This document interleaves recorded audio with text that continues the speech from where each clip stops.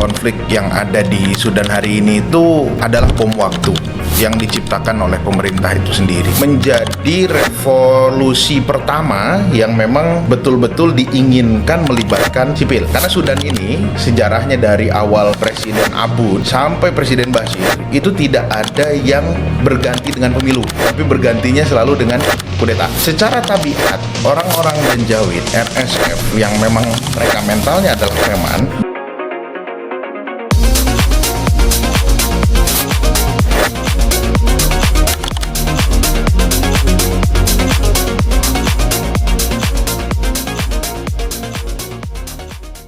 Assalamualaikum warahmatullahi wabarakatuh. Selamat siang pemirsa Resist Era, yang merupakan wadah di mana kita bisa mendiskusikan isu-isu strategis, baik itu di kancah nasional maupun internasional dari perspektif alumni Jamiatul Mustofa.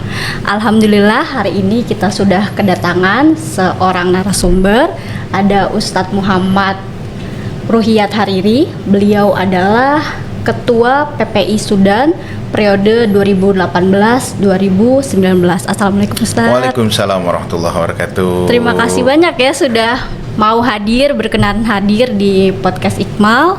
Sama-sama, dengan sangat senang hati berdiskusi dengan rekan-rekan di Iqmal.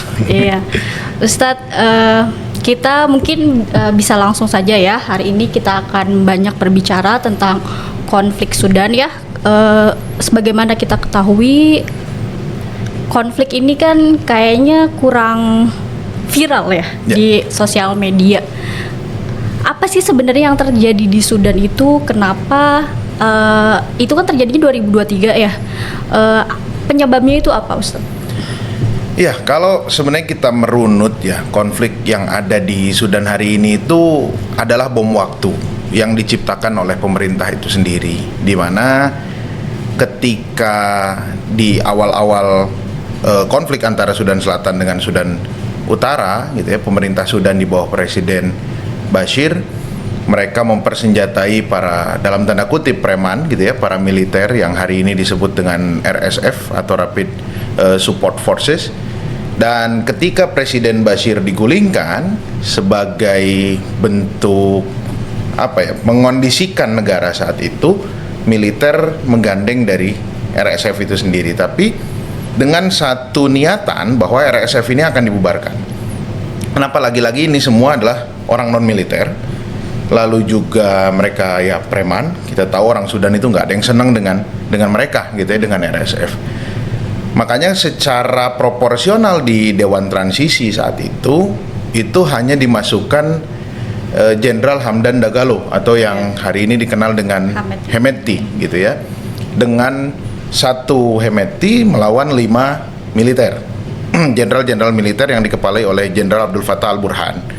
Nah, ini sudah menjadi sinyal bahwa memang RSF ini tidak mendapatkan tempat, dan di akhir-akhir RSF itu diberikan dua opsi, mau dibubarkan atau gabung militer dengan syarat mereka ikut step militer dari awal. Karena mereka kan militer yang ibaratnya apa ya, hanya sekedar bentukan instan, dikasih senjata. Kadang banyak kejadian di awal-awal itu lucu banget, RSF menguasai base militer udara militernya Sudan. Yaitu mereka cuma bisa selfie gitu, karena mereka nggak bisa ngoperasiin alat militer gitu ya. Nah, ya disinilah yang menjadi pemantik, ditambah RSF ini juga ditunggangi oleh partai sekuler. Jadi ada partai sekuler, partai komunis ya, sedangkan memang militer ini lebih merapat dengan partai-partai Islam, terutama seperti misalnya Muktamar Watani, Muktamar Sya'bi gitu ya. Nah, ini yang menjadi satu pemantik gitu ya, satu pemantik. Secara internalnya begitu. Tapi kalau secara eksternal banyak ya tentu akan banyak faktor lagi. Iya, gitu. Iya, baik. Jadi sebenarnya itu dimulainya dari perpecahan itu ya. Ada kaitannya sama perpecahan di tahun 2011 antara Sudan Utara sama Sudan Selatan. Ada kaitannya sama itu kan? Betul. Jadi memang nggak bisa dipisahkan. Tidak bisa dipisahkan karena lagi-lagi itu menjadi titik awal munculnya RSF sebagai satu kekuatan yang saat itu disebutnya dengan Janjaweed. Jadi Oke. dulu karena masih belum resmi di bawah pemerintah, Janjaweed pasca Sudan Selatan pisah, mereka ini dilibatkan jadi pasukan khusus. Pasukan khusus. Iya, iya. Ada sebagian yang masuk di GIS, General Intelligence Service of Sudan. Lalu ada juga yang mereka sebagian besar dikirim ke Yaman Untuk perang, perang. Oh, membantu Saudi.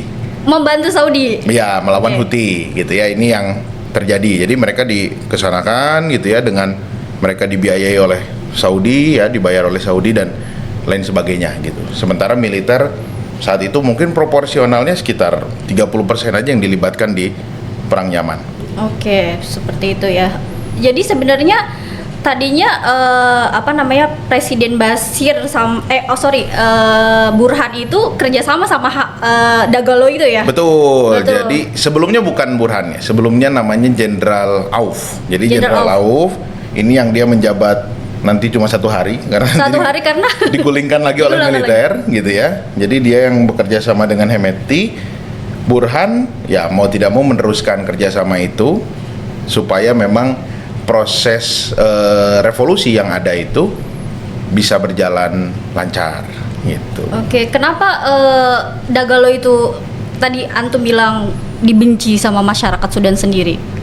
Satu Kan sama-sama, maksudnya maaf, karena sama-sama mengkudeta kan dua-duanya. Oke. Kenapa Burhan mendapat dukungan sedangkan Dagalo akhirnya dianggap sebagai pemberontak seperti itu? Pertama yang perlu di spotlight ketika revolusi terjadi itu rakyat Sudan tidak menganggap ini kiprahnya militer, Baik. tapi peran militer mengambil alih pemerintahan hanya karena secara konstitusional ketika pemerintah runtuh itu yang megang harus militer sebagai dewan transisi. Oke. Gitu ya. Jadi ini menjadi revolusi pertama yang memang betul-betul diinginkan melibatkan sipil. Karena Sudan ini sejarahnya dari awal Presiden Abud sampai Presiden Bashir itu tidak ada yang berganti dengan pemilu, tapi bergantinya selalu dengan kudeta.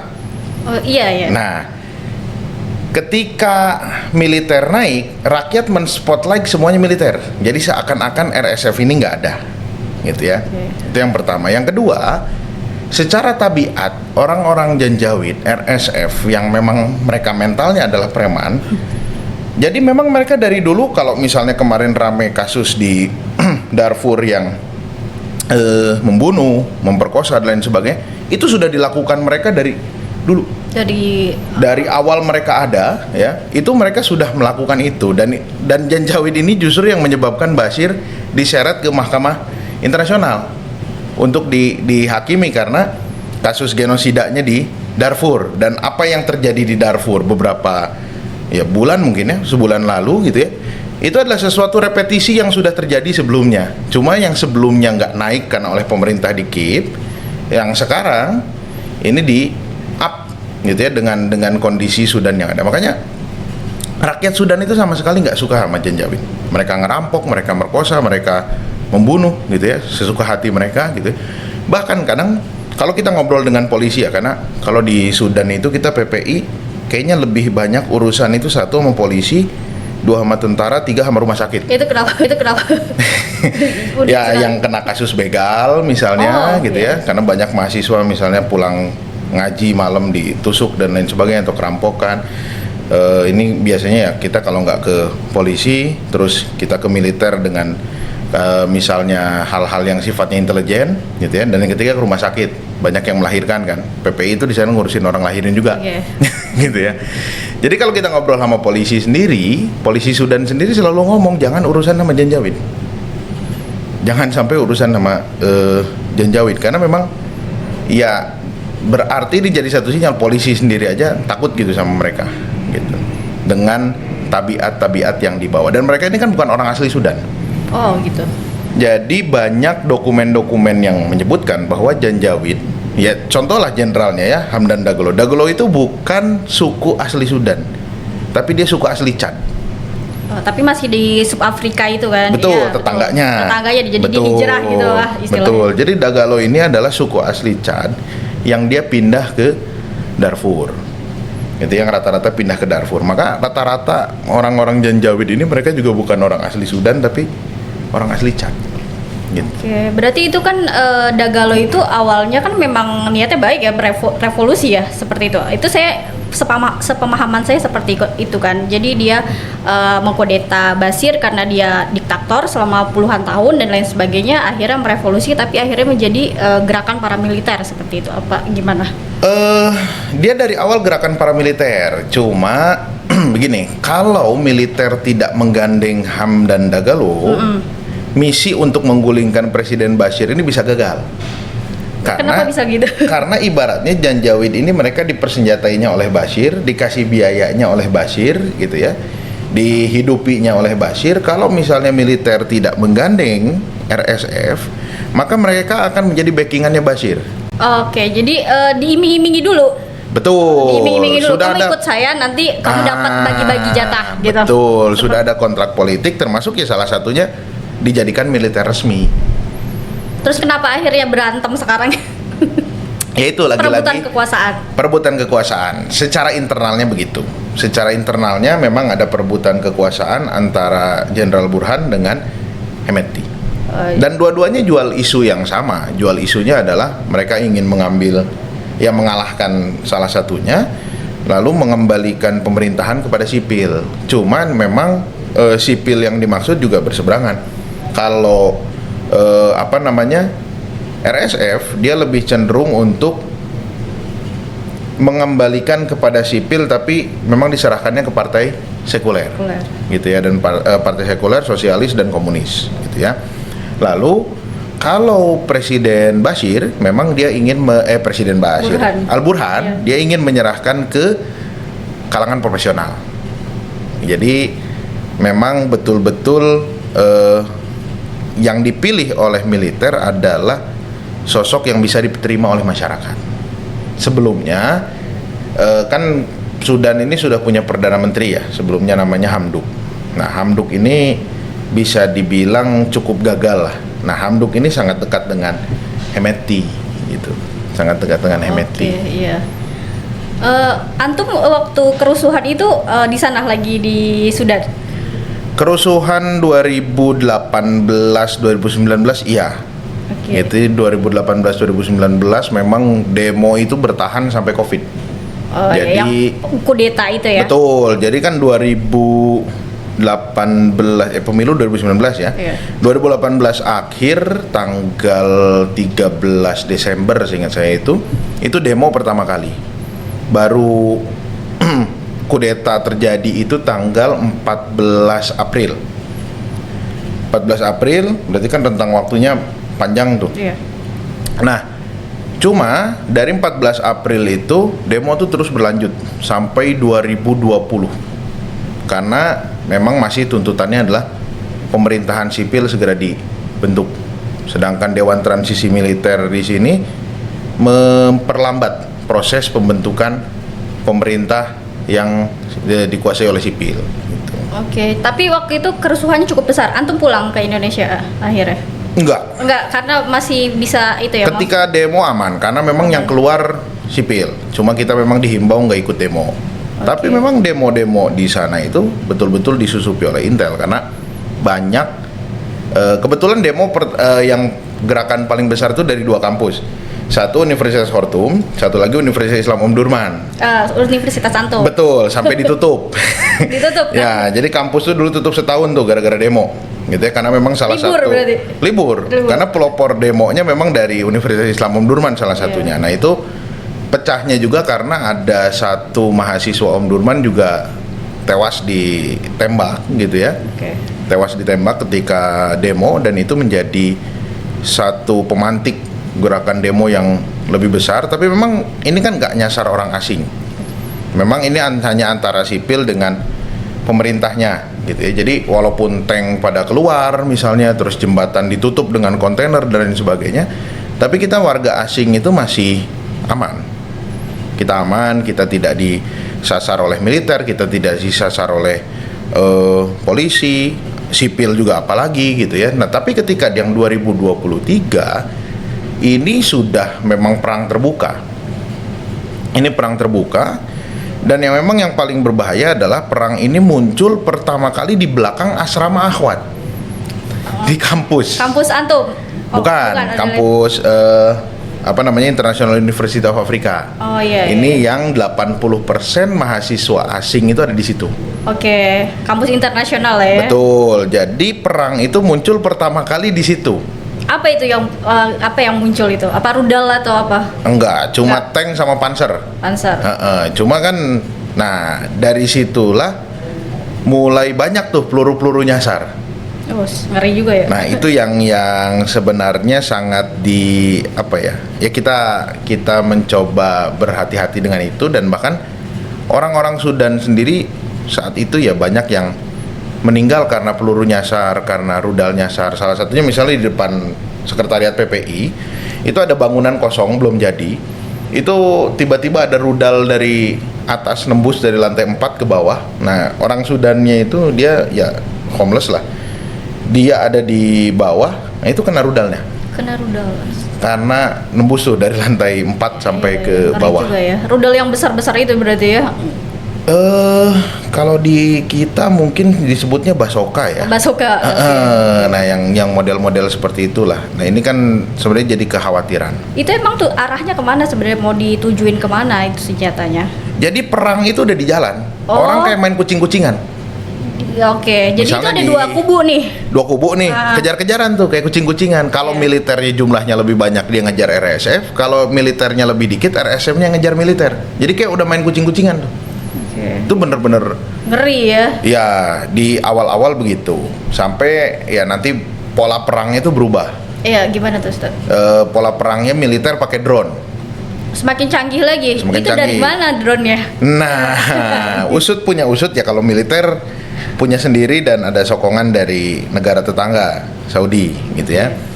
Dia punya drone, jadi memang RSF ini kan dia punya base lah. Nah si drone ini tinggal jatuhin bom gitu ya ke base-nya, atau misalnya ada kumpulan orang-orang RSF pakai mobil dan sebagainya lalu dijatuhkan. Sementara RSF memang senjatanya nggak habis-habis. Dari dokumen-dokumen yang ada juga disebutkan ya senjatanya dari Uni Emirat Arab gitu ya. Dari Uni Emirat Arab itu dikirim berbox-box ya dengan pesawat gitu. Jadi dijatuhkan, dan ada beberapa box itu yang ketahuan sama militer, dan di sekelilingnya tuh bukan cuma senjata tapi memang ditemukan dokumen-dokumen paspor orang-orang Emirates, atau bahkan kemarin yang baru itu ada dari Kolombia. Oke. Jadi ada tentara Ada bayaran kombatannya ada kombatannya dari Kolombia yang dia dimasukkan ke Sudan. Gitu. Emang ada kepentingan apa di Sudan itu? Emang ada apa sampai aktor internasional, aktor luar itu bisa ikut terlibat di situ? Nah, itu yang menarik sebenarnya. Orang kalau lihat Sudan itu pasti negara miskin gitu ya. akan diulang Sudan gitu ya. Kalau disebut Sudan gitu ya. Sudan ini pertama dia adalah penghasil emas terbesar keempat di Afrika. Dan pembeli terbesar emas di Sudan itu adalah Uni Emirat Arab. Sementara ada kekhawatiran memang dari beberapa pengamat internasional itu menyebutkan ada kekhawatiran kalau militer yang menguasai Sudan, maka suplai emas ke Uni Emirat Arab itu bisa di stop. Karena memang militer ini sangat akrab dengan Arab Saudi dibandingkan dengan Uni Emirat Arab. Sementara RSF ini sangat akrabnya dengan Uni Emirat Arab. Ya bayangin aja, sekali penerbangan pesawat komersial Sudan itu biasanya diselundupkan emas sekitar 15 sampai 20 kilo per sekali flight. Ilegal. Dan ini informasinya dari teknisi kita orang Indonesia yang memang bekerja di maskapai tersebut gitu. Jadi memang diselipin 20 kilo, 15 kilo. Cicil. Karena emas di Sudan itu, saya punya temen orang Sudan asli, dia kerja di pertambangan emas. Itu emasnya bentuknya kayak batu, bukan ngayak. Jadi dia ngegali gitu ya, ada batu dipecahin, ada emasnya gitu. Jadi sekali ya satu hari itu satu orang nambang itu bisa 100 gram, 200 gram gitu ya, banyak gitu. Makanya sangat besar komoditi emas. Kedua, Sudan ini diproyeksikan menjadi lumbung pangan dunia 2045, sama seperti Ukraina. Ini ada pihak yang berebut, yaitu adalah Arab Saudi dengan Uni Emirat Arab.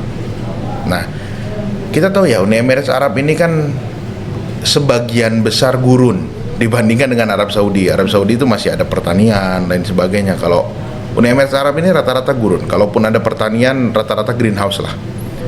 Maka dia punya kepentingan untuk menguasai lahan-lahan yang ada di Sudan. Terutama Sudan itu punya satu lahan kurang lebih sekitar 500 ribuan hektar, yang di dalamnya itu ada cadangan air yang dia bisa bertahan 100 tahun.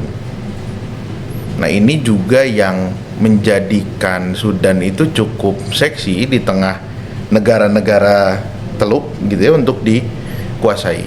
Makanya investasinya waktu itu Emirates itu bahkan mau suntik investasi itu sekitar 100 juta dolar untuk ngebangun ulang pelabuhan di Laut Merah.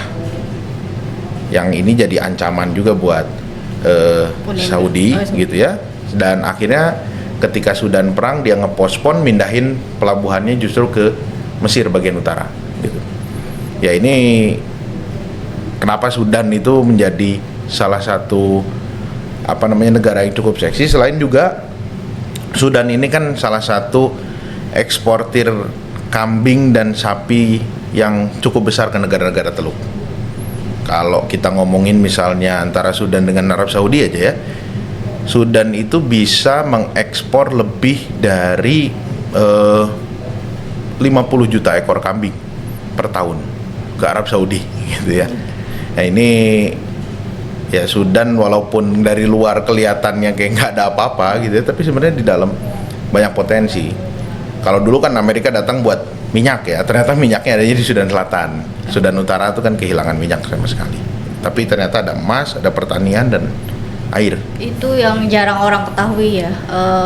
Kalau kehidupan masyarakat sana gimana Ustadz? Maksudnya makmur kah atau apa? Itu kan kita jarang sekali membicarakan Sudan ini. Kalau ngomonginnya tahun 70-an ya makmur. Ya.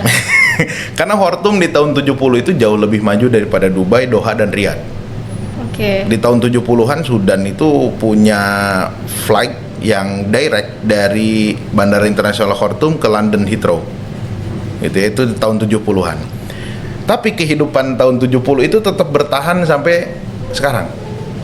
Jadi ketika negara lain sudah maju, ya Sudan itu masih tetap stagnan dengan kehidupannya yang ada gitu ya. Itu masa Presiden Numeri itu ya? Jafar Numeri, betul. Tahun 70-an Jafar Numeri. Kenapa beliau bisa dikudeta dengan kemajuan yang sebegitu hebatnya gitu? Bahkan sebelum Uni Emirat Arab maju, bahkan waktu itu masih padang pasir mungkin ya. Presiden Ja'far Numeri ini adalah bisa dibilang presiden yang pertama kali menerapkan syariat Islam di undang-undang.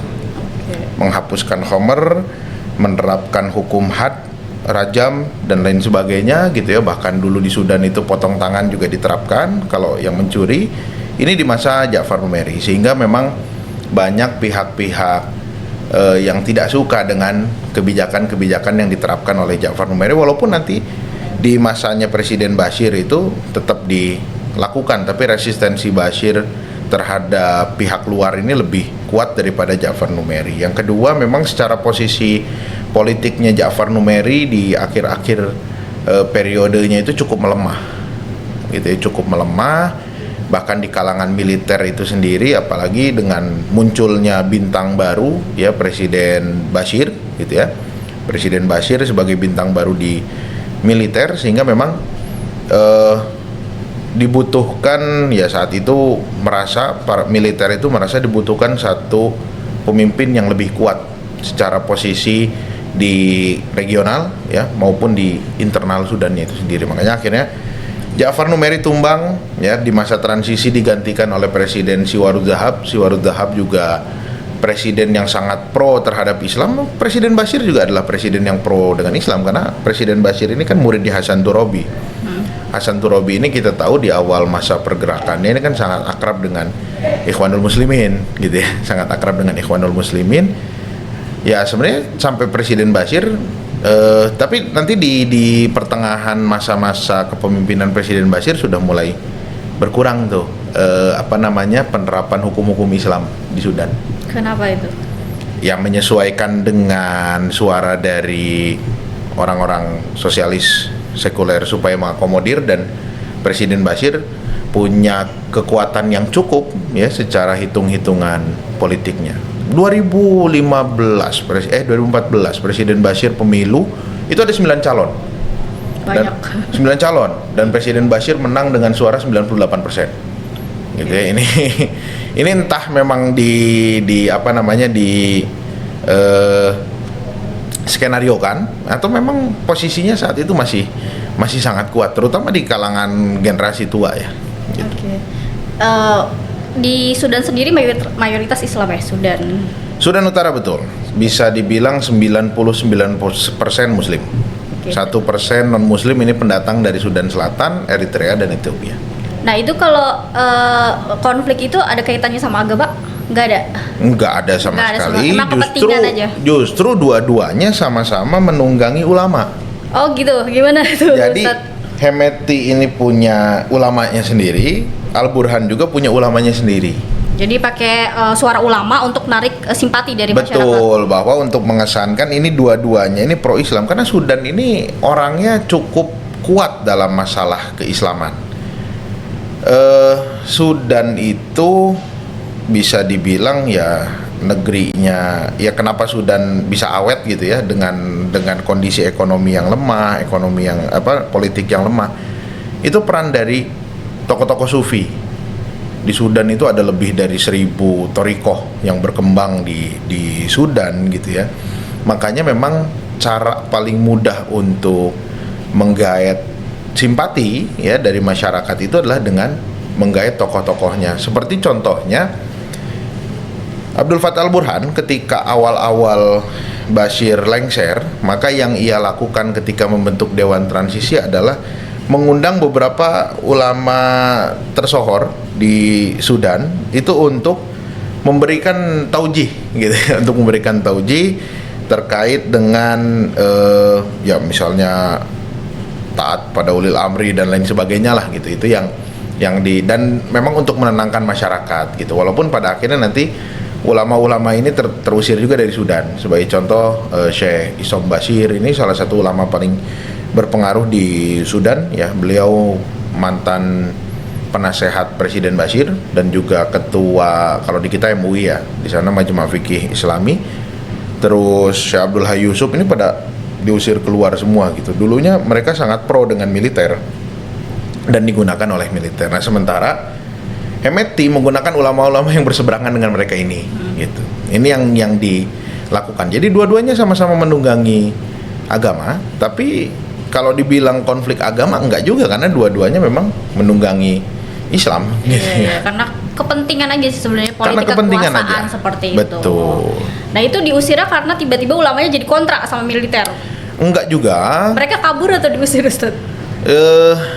Sebagian ada yang memang kabur karena mereka sudah ini nggak benar nih, fitnah gitu ya. Ini antara muslim dengan muslim gitu ya, antara ulama dengan ulama diadu, mereka akhirnya kabur. Tapi ada sebagian juga yang memang terusir, yang memang mereka nggak mau nih ikut pemerintah. Mereka juga nggak mau ikut RSF sebenarnya, tapi mereka juga nggak mau ikut pemerintah. Akhirnya mereka terusir gitu ya, mereka terusir itu. Walaupun ada tuh yang tetap, misalnya kayak contoh guru kami Syekh Amin Ismail, itu salah satu pakar tafsir, itu beliau sampai sekarang masih ada di Sudan. Dan terakhir itu di satu video beliau dengan baju militer, beliau memberikan ceramah kepada masyarakat, memberikan ceramah kepada pasukan militer gitu ya. Jadi di antara ulama yang memang masih mengikhtiarkan kebaikan gitu ya melalui militer ini, karena memang satu-satunya cara sekarang untuk menenangkan Sudan adalah ya harus menghentikan RSF ini gitu, harus dihabiskan. Dan kekuatan RSF itu kan luar biasa. Militer Sudan itu kekuatan di 200.000, RSF itu 100.000. Jadi ini bukan kekuatan kecil, dan 100.000 ini orang-orang yang biasa perangnya gerilya. Dan enaknya RSF ini mereka membaur dengan masyarakat, kadang nggak pakai seragam, kadang apa gitu ya. Jadi kalau bisa dilihat seperti perangnya Amerika dengan Vietcong lah ketika di Vietnam. Mereka berkamuflase menjadi bagian dari masyarakat, berperang melawan militer, tapi di satu sisi juga mereka menzolimi masyarakat gitu. Itu yang dilakukan oleh RSF. Itu proses rekrutmennya gimana, dari mulut ke mulut atau ada selebaran gitu bagi yang ingin ikut RSF?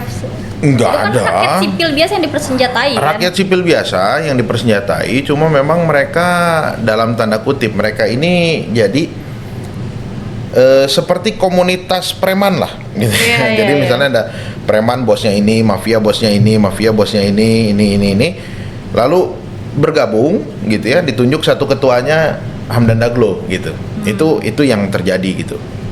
Hamdan Dagalo tuh sebelum RSF dia ini apa dulunya? Ya preman biasa Preman gitu ya. biasa. Preman Udah biasa. terkenal di Sudan itu dia preman gitu. Iya. Kejahatannya banyak, kriminal. Betul. Oke. Betul.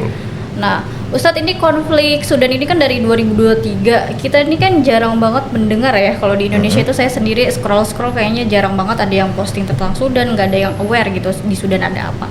Nah, itu kenapa bisa terjadi seperti itu? Apakah ada pelarangan peliputan konflik yang terjadi di Sudan, atau kurangnya wartawan yang bisa masuk dan lain sebagainya, atau ditutupi sama pemerintah sendiri seperti itu? Sebenarnya kalau disebut ditutupi oleh pemerintah enggak. Karena rata-rata pemberitaan ini justru muncul dari masyarakat Sudan sendiri gitu. Sementara dari masyarakat internasional kan gini, perang yang terjadi 2023 ini kan tidak jauh jaraknya dengan perang terbaru antara Israel dengan Gaza. Nah, tentu bagi internasional gitu ya, penyerangan Israel terhadap Gaza ini jauh lebih seksi untuk diliput karena ini sudah jauh lebih lama dan memang kita tahu bagaimana kejahatannya Israel yang luar biasa gitu ya.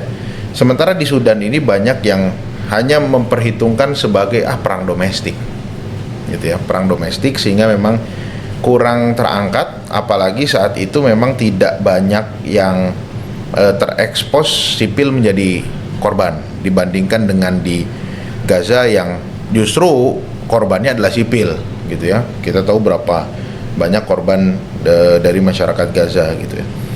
Nah, tapi kan ketika ini Gaza mulai mereda, di Sudan justru naik dengan korban-korban sipilnya, barulah ini terekspos gitu. Dan Sudan itu ya dari dulu lagi-lagi ya tidak begitu menarik perhatian masyarakat internasional gitu ya, karena posisi Sudannya itu sendiri gitu, dan ya secara hitung-hitungan politiknya juga Sudan berapa sih kekuatannya gitu ya, dibandingkan dengan misalnya antara Israel dengan Palestina yang impactnya justru besar ke kawasan dan regional gitu.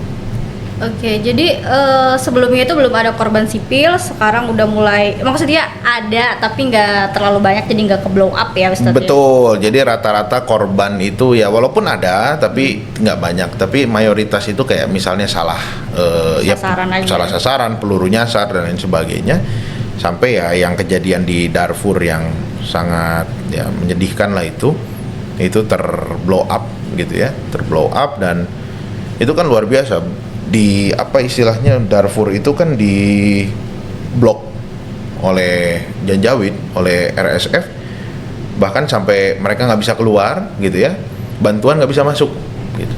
Ini juga yang menyebabkan kelaparan kan luar biasa terjadi di Darfur. Darfur itu nama kota ya?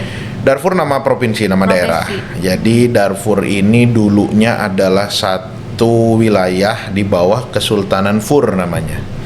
Dulu ada namanya Daulah Fur, Kesultanan Fur di bawah Kesultanan Turki Utsmani.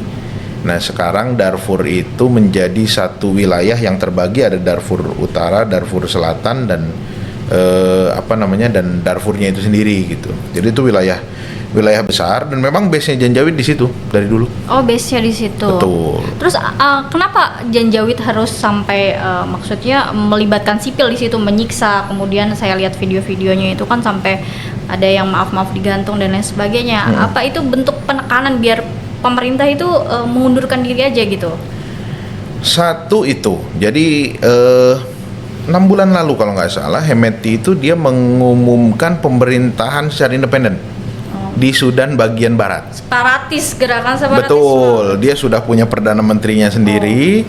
Dia mengumumkan pemerintahan independen di Sudan bagian barat, gitu ya. Yang kedua, memang hobi mereka ini dari dulu, ya tadi nyiksa masyarakat. Itu dari dulu terjadi, gitu ya. Jadi kalau misalnya yang digantung lain sebagainya itu bukan hal baru, itu hal lama. Di contoh misalnya di dekat Khartoum sendiri kita ada satu pengungsian, itu ada sekitar 100.000 orang yang lari memang dari Darfur, dan mereka menceritakan hal tersebut gitu yang memang biasa dilakukan oleh orang-orang RSF ini. Jadi ini memang satu hal yang sudah menjadi kebiasaan mereka tapi baru terblow up. Tapi di sisi lain mereka memblow up ini juga untuk menunjukkan bahwa memang militer Sudan ini tidak mampu. Ketika klaim pemerintah Sudan, militer Sudan mereka berhasil mengakuisisi kota-kota besar. Contoh misalnya Wad Madani di provinsi Jazirah, lalu kota Khartoum itu sendiri dan provinsi Khartoum yang berhasil diambil alih kembali gitu ya. RSF pindah ke Darfur. Militer ini mengklaim kemenangan besar buat mereka gitu ya, ketika mereka berhasil mengambil alih kota-kota besar ini. Kota Atbaroh dan lain sebagainya, ini yang kota-kota besarnya Sudan. Akhirnya RSF ini memberikan serangan psikologis balik gitu ya, bahwa ini kita belum habis nih gitu ya, ini militer buktinya nggak berhasil melindungi warga Sudan, ngapain kalau gitu ngebelain militer gitu ya. Tapi memang dengan cara yang salah. Walaupun Hemeti sendiri menyangkal bahwa itu bukan perintah RSF, tapi lagi-lagi ya ini karena menjadi kebiasaan. Gitu. Oke, menjadi kebiasaan ya. Menjadi kebiasaan.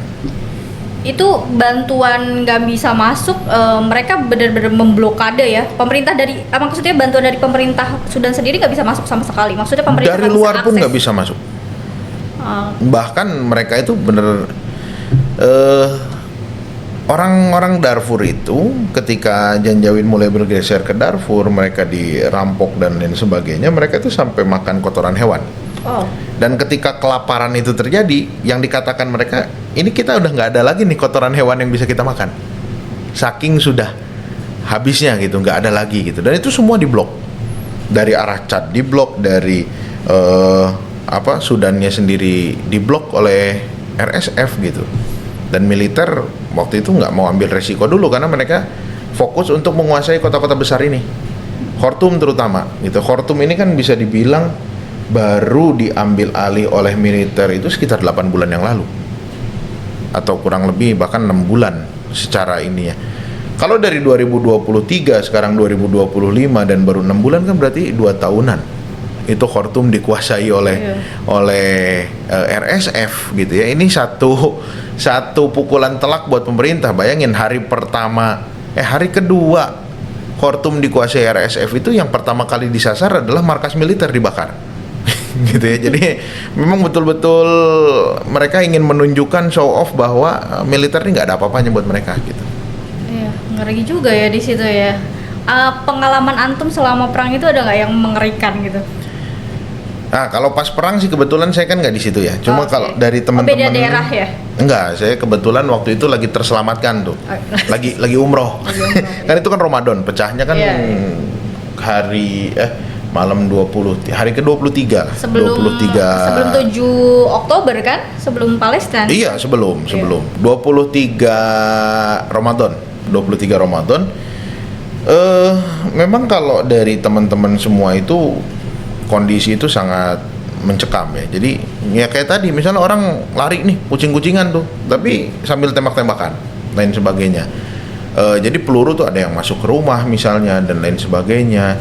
Terus ketika proses evakuasi itu sangat ya, waktu itu lumayan sulit. Kita bantu monitor untuk proses evakuasi, komunikasi dengan pemerintah di sini juga ya. Itu evakuasi baru bisa dilakukan kalau tidak salah itu hari ke-15 atau hari ke-12 setelah lebaran lah. Dan memang agak lucu juga perangnya. Jadi misalnya itu kan Ramadan nih. perang nih, dar, dar, dar, dar. Setengah jam sebelum maghrib berhenti. Jadi ya udah gitu aja berhenti ya. Berhenti, nggak ada suara tembakan, nggak ada suara apapun, semua keluar tuh, beli bukaan, lain sebagainya. Habis maghrib, habis sholat, nah mulai lagi dor-doran.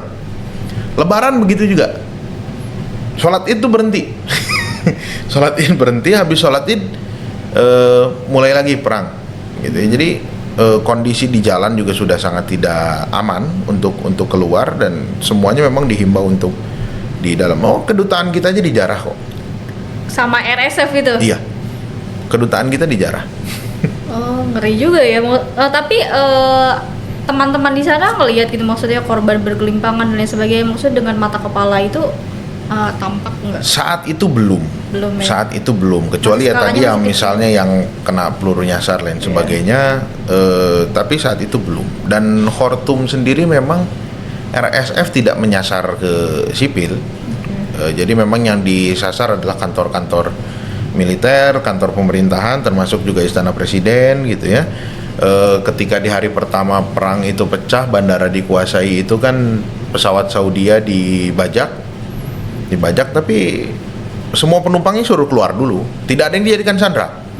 Jadi semua penumpang suruh keluar, baru pesawatnya dibom gitu ya oleh RSF gitu. Jadi memang saat itu kondisinya sipil tidak ada yang dijadikan target yang menjadi korban gitu ya. Memang baru mulai brutal itu adalah ketika penyerangan RSF ke wilayah Jazirah, provinsi Gezira, yang tadi kota Wad Madani. Baru itu mulai penyerangan yang cukup brutal gitu. Apalagi Jazirah ini kan lumbung pangan di Sudan gitu ya. Jadi serangannya itu membabi buta memang di situ. Gitu. Ustadz, kalau misal ini aktor internasional selain Uni Emirat Arab sama Arab Saudi, ada yang ikut main nggak di situ? Kalau disebut ikut main, sebenarnya saya sendiri nggak bisa memastikan secara 100%. Tapi lagi-lagi tidak ada perang di dunia ini yang bukan proxy war antara dua pihak gitu ya, antara Amerika Serikat dengan Rusia pastinya gitu ya. Amerika Serikat melalui Arab Saudi, Rusianya melalui Uni Emirat Arab gitu ya. Jadi memang kedua negara ini yang juga memainkan proxy. Walaupun balik lagi bahwa dari keduanya peran atau aktor di atasnya yang paling berpengaruh adalah Israel itu sendiri. Ada Israel juga terlibat di situ. Iya, jadi militer ini sebenarnya mulai dimainkan isu setelah setelah Jenderal Burhan itu ketika diundang ke Uganda, itu diminta untuk menandatangani kesepakatan normalisasi dengan Israel. Gitu. Nah, memang dari rakyat saat itu sangat menolak. Orang Sudan itu dari dulu sangat pro sekali dengan Palestina gitu ya, tidak pernah bisa diragukan lah gitu ya orang-orang Sudan ini gitu di tengah keterbatasannya. Bahkan Sudan ini kan ketika masa Presiden Bashir membuka pintu untuk orang-orang Gaza datang ke Sudan, mereka dibeasiswai kuliah jurusan kedokteran, jurusan teknik, bahkan diberikan paspor warga negara Sudan gitu ya oleh Presiden Bashir. Kita cukup banyak teman-teman yang dari Palestina saat itu di Sudan gitu ya. Makanya ini sangat mencederai masyarakat gitu ya. Ini yang dimainkan. Walaupun sebenarnya Hemeti sendiri dia punya hubungan terselubung gitu ya, hubungan gelap dengan Israel juga gitu. Jadi Israel seakan-akan mengadu domba antara kedua pihak ini. Gitu. Iya. Kalau keterlibatan dari Sudan Selatan sendiri ada? Nggak ada. Sudan Selatan nggak ada. Sudan Selatan, Ethiopia, Eritrea ini sama sekali tidak terlibat. Tidak terlibat gitu. Justru tadinya sebenarnya yang Sudan ini sedang dalam konflik itu dengan Ethiopia, tapi memang konfliknya nggak konflik secara adu senjata ya, konflik secara politik, karena memang penolakan dari pemerintah Sudan dan pemerintah Mesir. Ethiopia itu bikin bendungan besar namanya Sadun Nahdoh saat itu, yang memang berpotensi mengurangi debit air Nil yang masuk ke Sudan dan juga ke Mesir gitu. Tadinya sedang dalam kondisi itu gitu ya. Dan ya kemudian muncullah perang ini yang ya kita tahulah perang ini sampai hari ini belum selesai gitu ya, di Darfur juga belum selesai, dan memang terus aktor yang paling utamanya adalah ya Emirat. Kapan Emirat itu berhenti memberikan senjata kepada RSF, maka bisa dipastikan RSF itu ya bisa dikalahkan gitu. Tapi masalahnya ini terus disuplai nih. Gitu. Iya, duitnya masih banyak ya Ustadz. Duitnya ya? masih banyak tuh. Oke. Dari Emirates. Baik Ustadz, jadi dari 2023 terus sekolah libur, antum belum balik lagi ke Sudan ya? Ini nggak bisa. Nggak Kita bisa? belum ada yang bisa. Bahkan kan kantor-kantor sekarang itu ibu kota kan sementara pun dipindah ke ke Port Sudan, kota Port Sudan. Port Sudan. Jadi belum ada orang asing yang kembali ke Khartoum. Nggak bisa sama sekali ya? Belum diizinkan oleh militer. Kita sudah hampir 50 menit berbicara tentang konflik Sudan bersama Ustadz Muhammad Ruhiyat Hariri. Sangat menarik sekali, dan kita ketahui sayangnya ya konflik Sudan ini jarang terlihat ya, kurang viral. Nah hari ini kita sudah bahas banyak, dari mulai akar konfliknya dan lain sebagainya, bagaimana mahasiswa Indonesia di sana menyaksikan sendiri apa yang terjadi gitu kan. Oke, mungkin pembicaraan kita akhiri sampai di sini. Terima kasih banyak Ustadz Ruhiyat sudah mau hadir hari ini dari Bandung ke Jakarta untuk podcast di Iqmal. Baik teman-teman, terima kasih banyak. Kita akhiri. Semoga bermanfaat pembicaraan kita hari ini. Wassalamualaikum warahmatullahi wabarakatuh. Waalaikumsalam.